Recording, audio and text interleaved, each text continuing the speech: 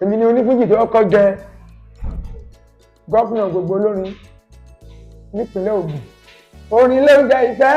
ìfẹ́ ló ń jẹ orin, ọkùnrin yàtọ̀ obìnrin tán bá sọjí, wọ́n mi àdàdì rẹ̀ jáká ìjó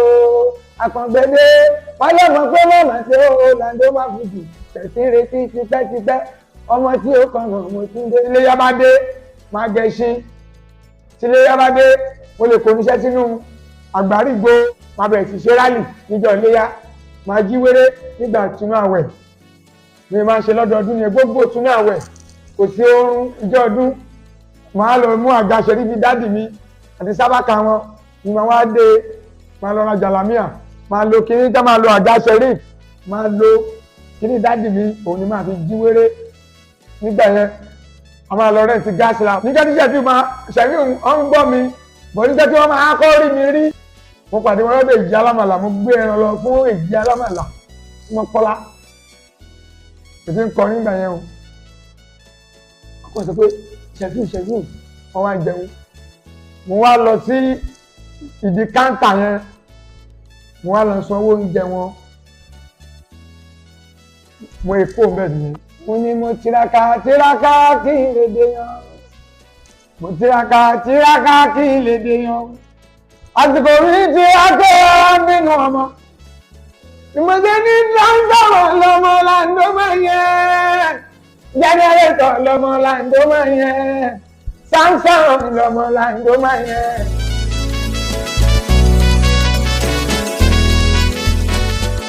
Òkè tó ṣòro gùn,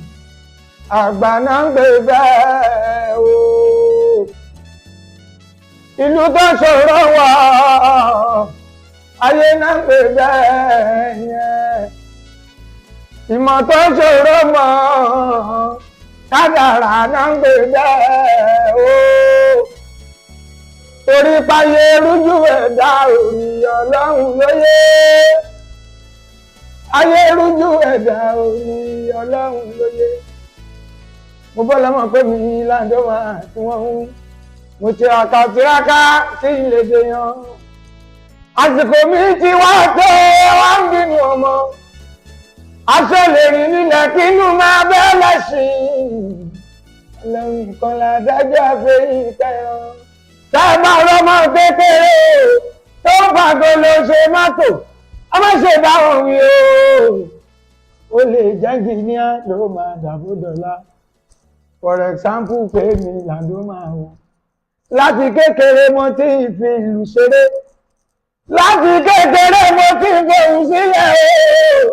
mo tún dàgbà tán mo tún ta tìyá mi lọ. Ìgbà ká bẹ̀rẹ̀ lọ́jọ́ ìjọ́sí o, àwọn ọmọ ọ̀pá òní lè là, gbogbo wọn pátá ni wọ́n ti sá lọ, wọ́n péréde. Ìgbà yẹn náà ń pelégbè lọ́lẹ̀, náà ń pọ̀ nílùú lọ́lẹ̀, ló mẹ́lòmí ìta pátápátá láńdó mà. Àwa tá ò sarara tá a dúró dédé, àwa tá a dúró dédé tá ò sarara. Ìgbà yẹn láṣẹ jẹ mọ́ pé ṣáà wá ní ẹlójú ayé àbẹ́ òní ẹ̀yìn èèyàn mi, èébù dọ́là sí wà lára. Èmi àwọn Saheed Akàngbé Bọ́lá mọ̀ pé mo lọ sí Ebenezer Grammar School láti bí 85-86. Mo ní bọ̀dá kan ń pè ní Mọ́lá Ṣẹ́rífì Adékúnlé, wọ́n ń tẹran níbẹ̀rẹ̀ kodo. Wọ́n kàn dé pé ìwádìí máa ségédé nǹkan kiri, wa máa kọrin kiri ládùúgbò. Bá ní àwọn ni àwọn ti gbaníṣẹ́, orí tí mo jẹ́ nǹkan yẹn kí wọ́n lọ kọ́ wò. Ní gbaníṣẹ́ kẹ̀ bẹ̀rẹ̀ tẹ̀lé wọn. Wọ́n pe àǹtí kan ní àǹtí Bọ́láńlé, wọ́n jẹ́ ìyàwó ayé baba Sodiq ní Òkè Àgbò ńgbà yẹn. Mo sá lọ kọrin mọ́jú níbẹ̀. Mo ń gbà tó dọwọ́ òru láti ìrọ̀lẹ́ tí mo ti bẹ̀rẹ̀. Àwọn tí mo lè tẹ̀lé ńgbà yẹn ni Bàrà Lukman Otolo, Bàrà Sẹ́ni Olórí. Àwọn méjèèjì tí mo tẹ̀lé ní Mọ́kọ́lá nígbà yẹn ni. Aláwọn tàjọ jẹ́ sàwáwú o, táwọn náà ń kọrin ládùúgbò tó yẹ pé iléèwé ni gbogbo àjọ wà. Bàrà Sẹ́ni Olórí yẹn ni wọ́n bá mi kọrin mọ́jú lágbo tí mò ń wí. Ó jẹ́ 1986 ní Òjòkòdó nínú ìjà ikú kúdì agítádùn ìbẹ̀rẹ̀ kòdó Abẹ́òkúta nínú àdúgbò yẹn ẹmọ̀ torí pé mo dẹ̀ jẹ́ ọmọ kékeré gbogbo ọmọ èèyàn ọmọ kékeré ẹ̀ka bẹ̀rẹ̀ sí máa èlì ní ládọ́mà lọ́tún lọ́sì àwọn akẹ́bọ̀dára kan ní alúwẹ̀ àwọn ti kún sí yẹn lọ́n forí jì wọn bọ̀dá mi alúwẹ̀ yẹn ẹran náà wọ́n ń tà iṣẹ́ ẹran ni bàbá mi bí mi sí ẹran ni gbogbo wa ń tà àwà lójú ẹran ní Láfẹnwá mo dẹ̀ máa ń bá bàbá mi wá tẹran ní Ìbẹ̀rẹ̀ Kòdó ní tó fèsì iwájú ọsítù yẹn bẹ̀rẹ̀ sí tẹran àṣelóru yẹn bàbá mi ti ní kó wá mú mi wá nígbà àwọn mú mi lọ wẹ́lí fi àrùn àwọn kan wá ní ìbílẹ̀ yìí náà ti kọrin rí nínú ìtàn yẹn ni mo ti gbọ́ pé bàbá mi náà ti kọrin kìtìkó bàbá mi máa lọ dúró lórí ọparun àwọn máa ń pidán ni wọ́n bá ti ń kọrin wọ́n bá ti bẹ̀rẹ̀ sí kọrin tó ń lu àwọn ìlú àlùmọ́lẹ̀ báyìí lẹ́ẹ̀kẹsẹ̀ wọ́n ẹgbẹ́ pẹ̀lú láti rí bàbá mi lórí ọparun yẹn tó dúró bẹ̀ tó bẹ̀ ti jó ṣẹmọ̀ bọ́n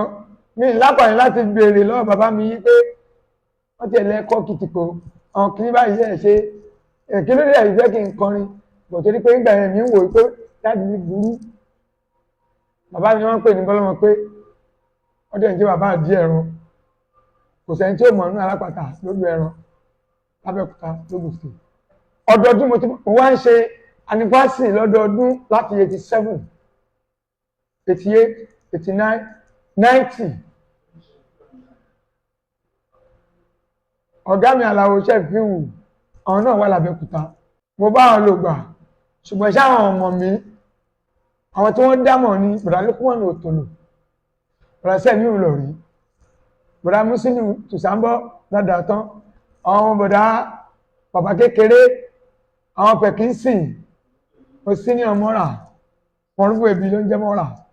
wọ ẹ̀gbọ́n mi ni wọ́n jù mí lọ ṣèlú ìgbà tí mò ń wí àwọn ò tí máa kọrin ọdẹ lè ti máa kọrin ní ìgbà táwọn wà ṣé ti yé yín torí pé nígbà yẹn yàtò Mọ́kọ́lá làwọn wà Mọ́kọ́lá hòtẹ́ẹ̀lì àwọn tó ń rè nígbà yẹn ni bọ̀dá Lókùmọ̀nù Òtòlò àti ìdásẹ́ mú lórí ṣé àwọn kẹ́mí ìdárúkọ Kàfóbò mọ́ Kàfóbò náà ẹ̀gbọ́n mi ni wọ́n Bàǹkó Àdìgún Mọ̀nsúrù ẹ̀gbọ́n mi ni wọ́n torí yé olórin làwọn náà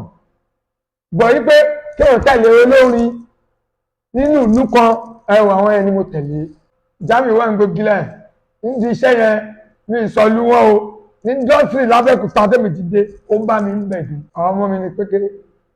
nínú indọ́sírì mi lòún gbà kọjá àwọn ọmọ mi ní Calypso kódà gan èrè àsálátù pòdúsà ni kọ́lọ́n bá mi lọ́ra ẹ̀mí ẹ̀ kọ́lọ́n má ba nǹkan ẹ̀jẹ̀ ògbó yẹn kó má wọ̀ kù inú indọ́sírì mi ní èrè àsálátù bọ̀ ńgbà tó yá tó stage tọ́jà wa Ṣẹ̀fíù tó ti ṣe rẹ́kọ̀dù bọ̀dá kọ́ wà lẹ́yìn wọn pè ní Túndé Akéwùsọlá PRO publication relations officer nígbà tí Ṣẹ̀fíù ń gbọ́ mi bọ̀ nígbà tí wọ́n máa kọ́ rí mi rí mo pàdé wọn lọ́dọ̀ Èjì Alámàlà mo gbé ẹran lọ fún Èjì Alámàlà Mọ́kọ́lá kò tí ń kọ nígbà yẹn o ọkọ̀ sọ pé Ṣẹ̀fíù wọ́n wá jẹun mo wá lọ sí ìdí káńtà yẹn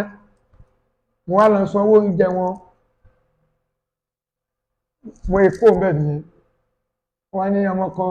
wọ́n pè ní bọ́lọ́mọ pé làdúmọ̀ ní sanwó oúnjẹ yẹn wọ́n ní kan wá mi lọ èrò títún ṣé ti yé mo ti lọ ìsọ wa padà wọ́n ti wá gbọ́ mi ilé tí wọ́n wá ṣeré fáwọn ẹlẹ́ran mo máa lọ bẹ̀ bọ̀ nígbà tí mo máa jàǹfààní kọ́kọ́ jàǹfààní Ṣẹ̀fíù dúdú ìgbà ẹni Àbáṣà kú bọ́dá Túndé Akéwùsọlá rẹ̀ sọ fún mi pé eléré tí ò bá ṣe rẹ́kọ̀dù kì í ṣolórin ọdọọdún tí mo máa ń ṣe anniversary lọ́dọọdún yẹn ìyẹ̀rù ọlọ́pàá máa jọ wọ́n wà ní táwọn nísìn Ọlọ́run ní jẹ́ kán wọ́ọ̀kù tó jẹ́ olórí oko national lógùn state báyìí lọ́dọọdún náà máa ń bá mi ṣe anniversary yẹn àti ìyàwó wọn Alájà Mẹ́múná wọn bọ́ra wà sí olówó àwọn Sake Káyọ̀dé lójú ẹran lọ́dọọdún náà máa bá mi ṣe Túndé bá sọ fún mi pé lórí tí o bá ṣe rẹ́kọ̀dù kì í ṣe lórin o àwọn tọ́lọ́kọ́bọ̀ tí wọ́n wá ń tujọ́ yẹn bá bẹ̀rẹ̀ sí lọ ṣàjọ bá ṣàwójọ bàrà tí wọ́n bá yọ pé ẹnìkan wà ń pè ní Ṣẹ́gun Oríṣè yíbò nìyẹn àwọn wà lẹ́kọ̀ọ́ wọ́n bá ní section kan is 10,000 bá sanwó section méjì wọ́n la máa sanwó piano máa sanwó gbá máa sanwó onílù gbogbo yẹn láti mo ti tọ́jú lẹ̀ wọ́n wá ní kí n pe Ṣẹ̀fíù pé kíkiní yẹn kó lè ní weight pé kí n jẹ́ kó bá mi ṣe ń bẹ̀ torí páwọn jẹ́ PRO wọn ṣàpè àtàìsàn fún mi yẹn lóòótọ́ mà ní sábẹ̀ sí struggle nígbà tí àkọ́kọ́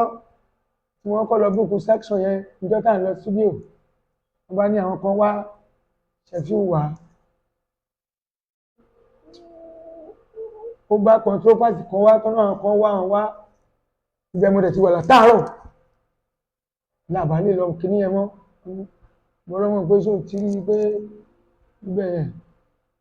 mo náà ti rí ohun tó ṣẹlẹ̀ nǹkan kan section ọjọ́ yẹn yẹn kó ti waste mo sátún dọ́gbọ́n àtúbùkù section mi bọ́ n kò section mi yẹn mo ti wá lọ record ṣé tí wọ́n lọ record yẹn studio ibi tẹ́yìn Ṣẹ̀fíù ti máa kọrin yẹn mo ti kọ orin wọn náà fẹ́ kọ yẹn mo sì fi àlàfo yẹn lẹ̀ pé tọ́wọ́n bá ti dé studio wọ́n kàn ṣe tọ̀dọ̀ wọn ni bàtí yẹn náà ló wà ká sí mi pé bàtí táwọn àkọ́ ti rí bẹ́ẹ̀ ṣé bàtí ẹ̀ wà ní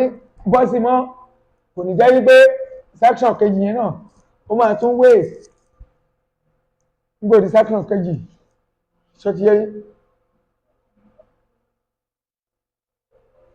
Aláàjì ní kí n wá jẹun mo ní mo ti yó fẹ̀rẹ̀ mo ti jí mo ti délé wọn mo ti jẹba ńlé tẹ̀rẹ̀ mo sáfọ́ lẹ́rán láàárọ̀ aago 8 àárọ̀ 9 10 11 wọ́n jẹun àárọ̀ wọ́n jẹun ọ̀sán láti kan lọ láńjẹ fún mi mo ní mo ti yó sa àwọn ò pé kìíní yìí mú làdúrà kìíní yìí ó mú mi láàgán ní o nígbà kan máa di aago 5 rọ̀lẹ́ bí ọ̀gá wa ṣe pé ọmọ kan nìyẹn máa ní kan pè pé wọ́n pè ní èrún ní àdátọ́ ọmọ táwọn yìí náà ti kú Ọlọ́run foríjì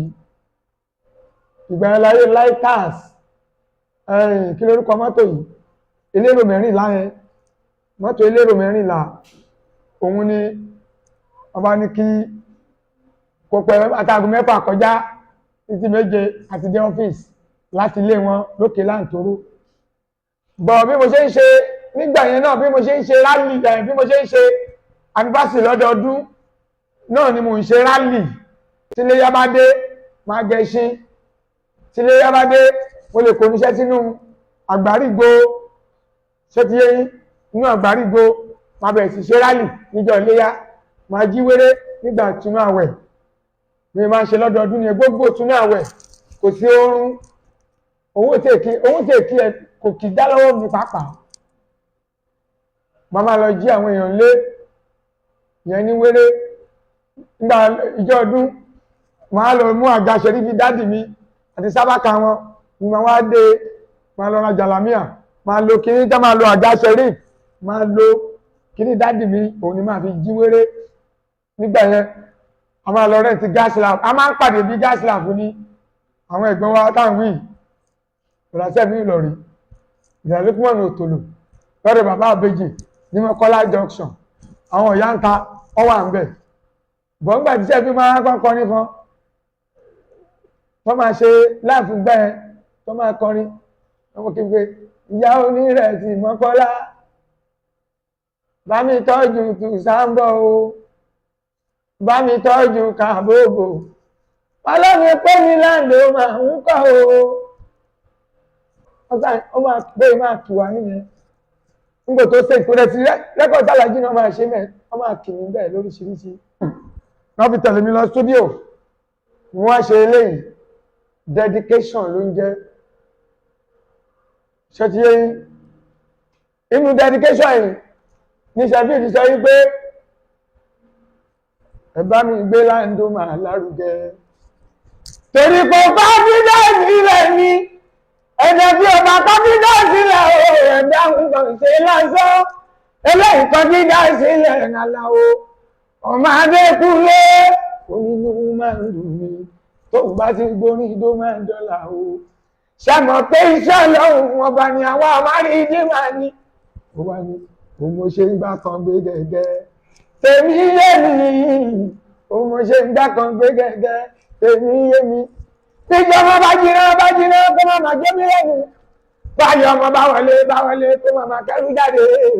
òun gbé ń gbà kan gbé gẹ́gẹ́ tèmi yé mi àwa náà wá ní òun wá ṣe ń gbà láwọn gẹ́gẹ́ tiwáyé wa o òun wá ṣe ń gbà láwọn gẹ́gẹ́ tiwáyé wa ìṣọ̀bọ bá jìnnà kó má má jẹ́ mi lẹ́nu báyọ̀ ọmọ bá wọlé kó má má kẹ́rù jáde òun àṣẹ ń gbà láwọn gẹ́gẹ́ tiwáyé wa bọ́rọ̀ Nàìjíríà ṣe ló àkàngbé Landoma mo fẹ́ sọ ó yá wí lẹ́yìn káwá ṣe rẹ́kọ̀dù yẹn tán ó wá pẹ́ náà kó bá bẹ̀ tí wọ́n bá mi pé Landoma Sheffield ló bá ṣe rẹ́kọ̀dù òun ní ṣe mí mọ́ ta ni òun ní ṣe mí mọ́ torí kí ni àkíkú nírun àgbàkúràdúà irọ́ ni ní stúdíò mo ti Sheffield kọ́kọ́ ṣe ń jọ́ta ọkọ̀ rìkọ́dù stúdíò ó yà mí lẹ́nu jù láyé mi pé gbogbo tẹ́mi ti kọrin tẹ́mi lọ tẹ́mi kọ́ yẹn Sheffield kọ́ mọ́ yẹn gbèrin àwọn náà gbé orin sáàdì wá náà gbé sáàdì bí wọ́n wá inú singlet àwọn ìjọ gbé báyìí inú stúdíò mú wọn wò pé ṣé Sheffield lè ṣé òun ṣá ṣé ti jẹ́ ìjọ yẹn wọ́kọ́ yẹ kí n kọ́kọ́ fọ́ fún wọn tó wà kó wà lórí stage ní ìsìn tó má tẹ̀lé gbé bẹ̀ máa dúró lórí stage yẹn tó máa gbérí bẹ̀ láti gbà yẹn mo fọ́ fún wọn jù mo dẹ̀ gbà pé Sheffield àlẹ́ ṣe ìṣe good musician àwọn ọmọọṣẹ́ yẹn ṣe kájà pé wọn gúdùn bẹ́ẹ̀ máa sọ mo fi Ọlọ́run búra olórin ní Sheffield wà láìsí wọn bí láìlẹ̀sẹ̀ olórin ní orin ní ṣàwọn kéèyàn proud I'm proud to be a musician but I'm proud pé Sheffield olórin ní ṣàwọn kéèyàn gbà fún yàn òun náà fi dedicate mi òun ni mo ṣe dedicate ọmọ mi ní mi ṣe fújì yìí ó ṣàmọ̀ náà fi dedicate mi láti bá dé ọ́nà mi lè ṣe mí bá tó ṣe food of love ṣé ti yẹn inú food of love yẹn ni mo sọ̀rọ̀ nípa orin lóúnjẹ ìfẹ́ lóúnjẹ orin ọkùnrin yàtọ̀ obìnrin tí wọ́n bá sọ jí wọ́n mi àdàdì ẹ̀jáká ìjó àkàngbédé wáyé mọ̀ pé mọ̀mọ́ ṣe ó Landoma fújì tẹ̀sí retí tipẹ́tipẹ́ ọmọ tí ó kàn mọ̀ mo tún dé nígbà mo ṣe yẹn tán wọ́n tún ní mi níṣẹ́ mi ni màá tún ṣe mi bá wọn lọ ṣe transformer mo ní mo tiraka kí n lè dèyàn mo tiraka kí n lè dèyàn àsìkò mi ti akẹ́ nínú ọmọ ìmọ̀jẹ́ ní transformer lọ́mọ Landoma yẹn jẹ́nẹ́rétọ̀ lọ́mọ Landoma yẹn Samsung lọ́mọ Landoma yẹn ẹ má ṣe gbá mi mú rárá àgbo kí ṣàdáwọ̀ ọ̀dà ọmọ bọ́lọ́mọ pé tọ́mọ ní kẹ́lẹ́ kan jẹ́ pàmàdùpá ló máa kọ́kọ́ yó Landoma kọrinkọrin lékèlékè aláṣọ funfun kì í ṣẹgbẹ́ àparò aláṣọ pípọ́n ó máa wẹ̀ fógun ọdún lékèlékè aláṣọ funfun agbègbè mi léèké ọ̀tá lé agbègbè mi léèké ọ̀tá lé agbègbè mi léèké àwọn ẹni ní. inú transformer yìí orin pọ̀ bẹ́ẹ̀ lóríṣiríṣi ń gbòyà lẹ́yìn tí wọ́n ṣe transformer yẹn náà sọ yí pé ó dà pé òdì kejì ẹ̀ ní àwọn amósù tí wọ́n fẹ́ ṣe kíní òṣèlú tó ń ṣe bàbá wọn bá sọ jẹ́ fẹ́ ṣe kíní wọ́n ní Ọbásanjọ́ ló ní kí gbogbo yín o wọ́n lè ní gbogbo yín lọ kọ̀ọ̀kan Gbénga Daniel ló ní kí gbogbo yín o wọ́n lè kí gbogbo yín lọ kọ̀ọ̀kan Kúnlé Mọ́sù ló ní kí gbogbo yín o wọ́n lè kí gbogbo yín lọ kọ̀ọ̀kan ẹni bá fẹ́rẹ̀ fúlù Nàìjíríà o tó bá lọ síwájú fúlù ìpínlẹ̀ Ògùn ẹ má sọ bóyínú Amosun ni ẹ dìbò fún ẹ má sọ bóyínú Gbẹ̀ngà Daniel ló mà lè ṣe ẹ má sọ bóyínú Ọbásanjọ́ náà ló mà lè ṣe ìgbà ẹni Ọbásanjọ́ fẹ́ jẹ president tí Daniel wọ́n fẹ́ ṣe governor tí Amosun wọ́n fẹ́ ṣe senate nígbà yẹn òun ni mo kọ́ ní ojú kejì nígbà tí yẹn ṣe ìyẹn tó lọ wọ́n tún lẹ́nu ṣe ní ìdíṣẹ́ mi kẹ̀ lẹ́yìn transformer yẹn àwa dágbére mọ́kà ọ̀nà ọ̀nà mi lọ mẹ́kà ní 2006 báyìí wá dágbére mọ́kà ọba ní adéájí kan ọba ní àlọ́ mẹ́kà mọ́ kẹ̀ ọba ní kí n máa bá ní mi ìwálé ìgbàmọdé mo ṣe top level ìgbà tí mo ṣe pé mo bá lọ́mọ pé orúkọ lóró mi ni mo ṣe bọ́lọ́mọ yọ mo bọ́lọ́mọ pé orúkọ lóró mi ni mo ṣe bọ́lọ́mọ jọ sófì pé nìyẹn o oṣù mẹ́sàn-án ti yá pé nìyẹn o ọmọ ti dé nìyẹn o oṣù mẹ́sàn-án ti yá pé nìyẹn o ọmọ tuntun jòjòló ayọ̀ àbàrà bíntín ó máa káàbọ̀ sí ilé ayé asàn ẹ sówó ilé ayé asàn ẹ sọmọ àtàìkú baálẹ̀ ọ̀rọ̀ gbogbo rẹ̀ tó ń ṣe láyé ṣé èyí ti sanwó ọmọ gọ̀ọ̀bù àwọn ti sanwó ọmọ gọ̀ọ̀bù ọmọ tàwa kó lè ní akọni tàwa kó lànà àbò ni ìṣàkọ̀ṣàbò èwo ni yìí ṣe ọmọ gidi inú top rep ni mo ti kọ bẹ́ẹ̀ níbi kan wá ní bí mo ṣe dágbére wọn ká bí ká lọ ká má padà wálé èrò tọ́ta ń gbà bí kan pariwo pé pílẹ̀nì tí mo wọ̀ ó já lulẹ̀ ó ti rún bóyá yẹn ló bá sábà bí ó tí third batch ò ṣe gbé wá níbẹ̀ ni ibi bẹ́ẹ̀ kọ́ ó yé ni ó yé ẹ àmójọ́ lọ́wọ́n bá tó dá wa jẹ́ everybody lọ àfọlámà ní kú mi ò kú mọ́ lọ́dún yìí ó ti yege 100 years mi náà go happen mi ò kú mọ́ tí mo sábẹ̀ fàyọ mo ṣe top level sábẹ̀ sì gbìyànjú gbogbo rẹ́kọ̀dì tí mo wá ń sọ fún yìí fún ara mi ni mo ṣọ́gbù o ìlú onírànlọ́wọ́ kankan wọ́n ò tẹ́ ètò stéèjì káàsì kò ní bàjẹ́ fún yín o lógún ọdún sẹ́yìn ṣé ti gbàgbé mi ni bàbá wa Gbénga Adébóyè kọ́lọ́hún fọ̀run kẹ́wọn bọ́dá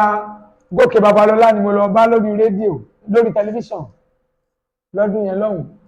bọ́dá Samuel Ọdúnlẹ́yẹ ibẹ̀ ni láti kó wa lù káàsì wà bẹ́ẹ̀ ó dà pé káàsì ń ta rédíò ń gbà yẹn rédíò iṣẹ́ ibi tẹ́ rò pé pírísẹ̀ńtà ni káàsì ń gbà yẹn ń ta rédíò àwọn tó máa ń gbé rédíò wá fún wọn bọ̀dà Gbénga Adébóyè wọ́n jẹ́ tó ní wọ́n ní mẹ́mórì wọ́n lè sọ pé wòlíì ni wọ́n pàápàá àwọn náà sọ wípé kí n lọ dùn kí n lé lógójì ọdún wípé ogun àti mo sì lóyìn pé kí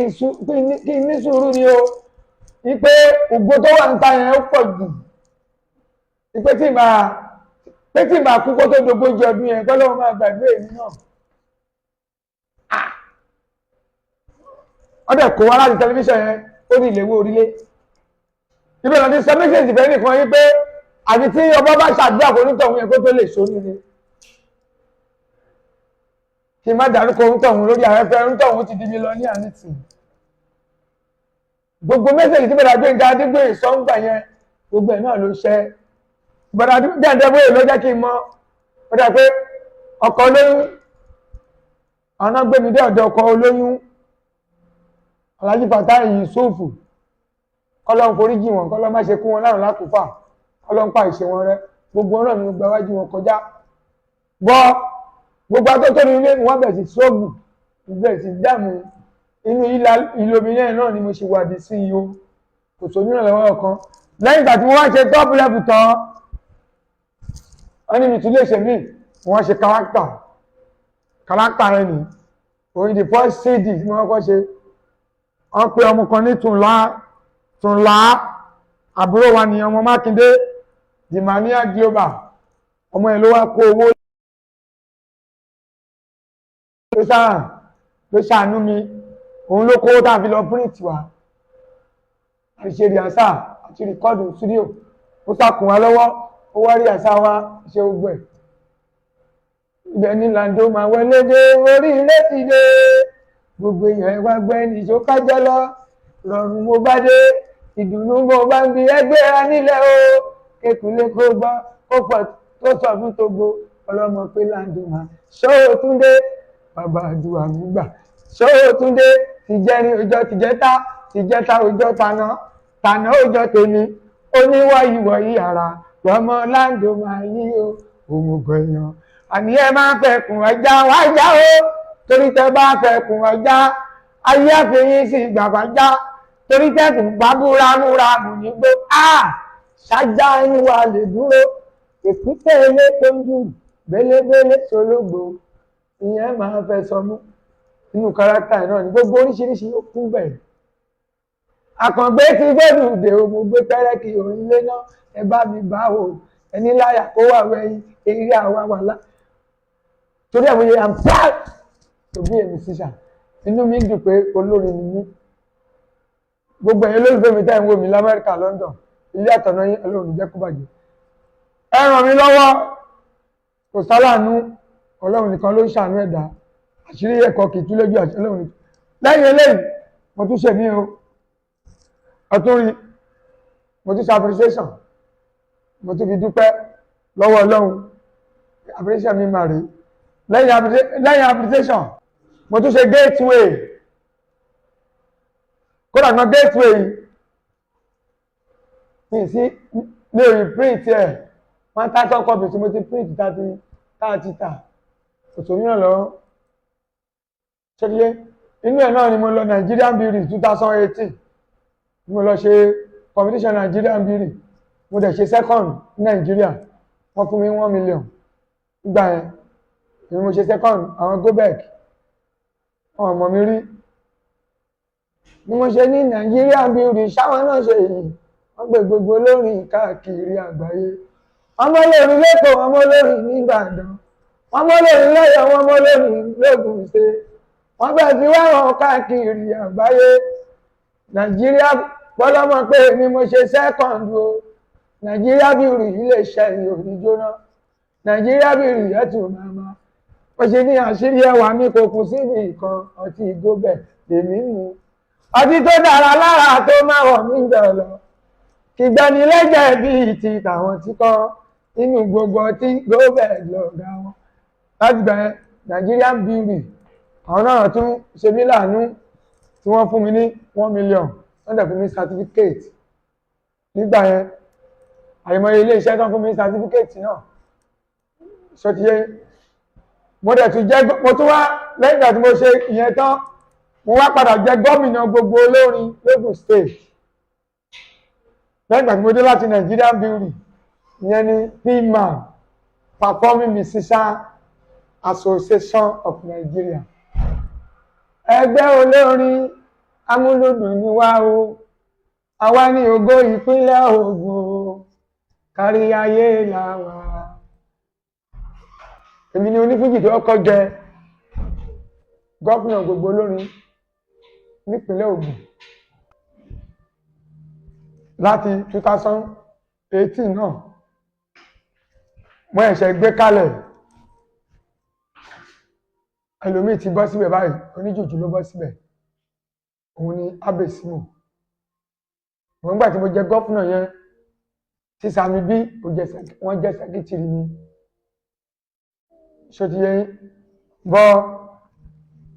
bá bá ṣe nǹkan lórí rédíò lórí tẹlifíṣàn pẹ̀sì tó máa ṣe láàṣà wá pé kí PMAN ká lè gbèrú ká lè gòkè kó lè ga bọ̀ adúpẹ́ lẹ́nìí PMAN ti dúró lógùn state Ọlọ́run dẹ̀ ní jẹ́ kó bàjẹ́ àwọn ìrírí mi tó jú mi rí ó pọ̀ torí pé mo ní àwọn mọ́ra àfẹ́ tí wọ́n fẹ́ gbogbo olórin ẹgbẹ́ mi ní pé gbogbo ẹni tí ò bá ní àmúmọ́ra ń di iṣẹ́ ìkòlè débi tó ń lọ. Láti bẹ̀rẹ̀ mi nínú ìgbìyànjú mi, mo ná owó mi fún ara mi, mo ná ara ẹlòmíì a ní òun ò lè ṣe rẹ́kọ̀dù àbẹ́ nìkan ní kó wá rọ̀ mí lọ́wọ́. Ń tọ́ mi yẹn fèèlì ní o. Àfi ká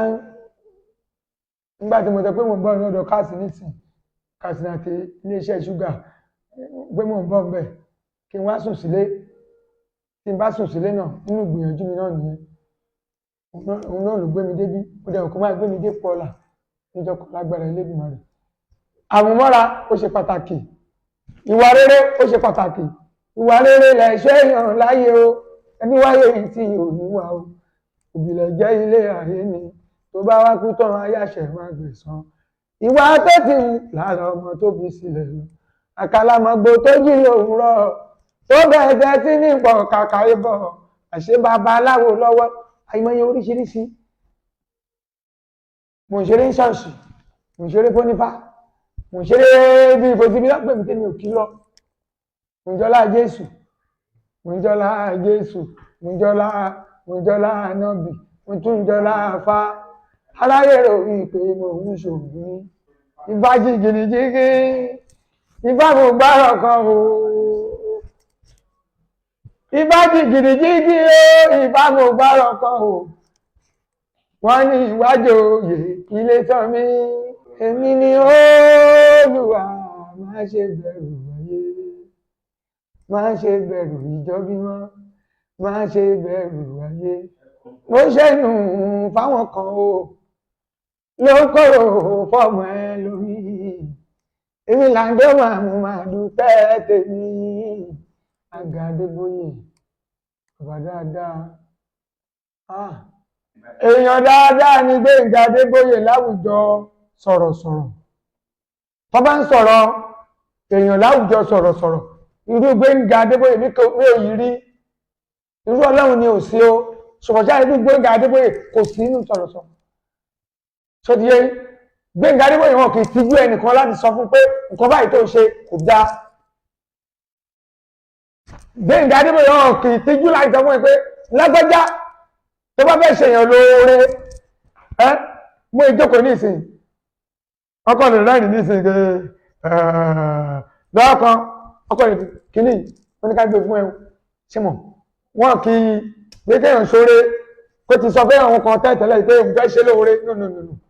ó máa ṣe lójijì ṣe pé àyà olóore fún ara ẹ̀ àyè ẹ̀ máa já ẹ pé èmi lọ́lọ́run ṣe báyìí fún Gbénga Adébóyè Ọlọ́run ní bank Ọlọ́run ní ikú tọ́kún yẹn Ọlọ́run bá mi jẹ́ kọ́ tẹ̀wọ̀n sáfẹ́fẹ́ rere gbogbo ẹni bá fẹ́ pè mí fẹ́rẹ́ ẹfẹ́ ṣe òkú àgbà ẹfẹ́ sílé ẹfẹ́ ṣe kinní kan ní 082 371 65 742 082 371 65 742. Aula Bitter Tea ẹkùn akíkanjú tí ń wọ̀yá ìjà pẹ̀lú àwọn àìsàn bíi kíndìnrín èyí tó ní stone nínú kidney stone yóò mẹ́ẹ̀tì rẹ̀ tẹ́ẹ̀sì yámọ́ ìgbẹ́ dànù òun kan náà sì tún ní o ló ń ṣiṣẹ́ fún liver àìsàn jẹ̀dọ̀jẹ̀dọ̀ a tún máa ṣiṣẹ́ fún heart èèyàn ìṣòro àìlèmí sókè sódò dáadáa tó tún ṣiṣẹ́ fún ìfúnpá gíga high blood pressure bákan náà gbogbo ẹ̀yin tẹ́ bá ní ìṣòro ìsétọ̀ tá a mọ̀ sí prostate cancer gbogbo àwọn àìsàn tá a là kalẹ̀ yìí pátápátá ni yóò wo gbogbo ẹ̀sán gbogbo ẹ̀yin tẹ́ wà ní Manchester láti rí egbògi Aula Bitter Tea rà ẹ kàn sí wọn ní nọ́mbà 45 Middleton Garden Manchester M24 1AB tàbí kẹ́ ẹ pè sórí àwọn nọ́mbà tó wà lójú ìwòran yín yìí àti Nigerians nọ́mbà yìí pẹ̀lú egbògi Aula Bitter Tea ewé àtegbò pọ́nbélé wọ́n fi ṣe àgbékalẹ̀ rẹ̀ pẹ̀lúra lónìí kò jẹ́rìí sí ìmọ̀ ìjìnlẹ̀ tiwantiwa. ìròyìn ayọ̀ rèé fún gbogbo ẹni tó wà ní London àtàgbègbè ẹ̀. Arahim Afro-Caribbean Cash and Carry import and export of African foods also help to pay school fee in UK for Nigeria with money transfer to UK and back to Nigeria. Arahim Afro-Caribbean Cash and Carry wà ní Graham Excess RM 139YS Up Minister Road South Graham London. gbogbo èyí tẹ́ wà ní London pátá ó yá ẹnì ṣọlọ́dọ̀ Arahim Afro-Caribbean Cash and Carry ibẹ̀ gangan ìfọ̀kànbalẹ̀ wà.